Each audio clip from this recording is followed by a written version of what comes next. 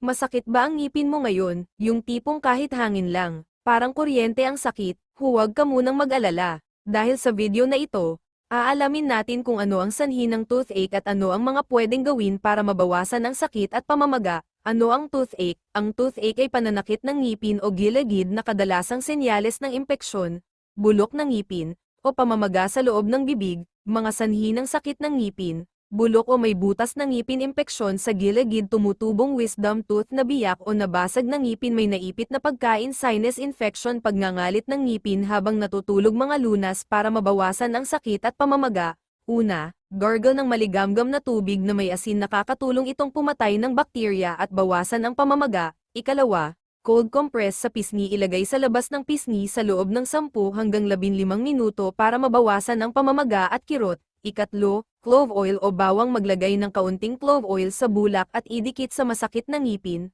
Pwede ring durugin ang bawang at ilagay sa apektadong bahagi. Ikaapat, panlinis sa bibig, uminom ng sambong o lag-on DT at gamitin itong pangmumog. Ikalima, gamot sa sakit, kung hindi kaya ang sakit, maaaring uminom ng paracetamol o ibuprofen. Huwag na huwag ididikit ang gamot direkta sa ngipin. Mga dapat iwasan, iwasan muna ang matatamis, sobrang lamig, at matitigas na pagkain. Iwasan din ang paninigarilyo at pagmuya sa side na masakit. Kailan dapat magpatingin sa dentista? Kung may kasamang pamamaga ng mukha, may nana, may lagnat, o hindi nawawala ang sakit sa loob ng 2 araw, kailangan ng magpatingin sa dentista. Tandaan, ang sakit ng ngipin ay hindi basta-basta, pwede itong pahupain sa bahay, pero ang tamang lunas ay manggagaling pa rin sa dentista. Kung nagustuhan mo ang video na ito, huwag kalimutang i-like, i-share, at mag-subscribe para sa mas marami pang health tips. Salamat sa panonood at ingat sa ngipin.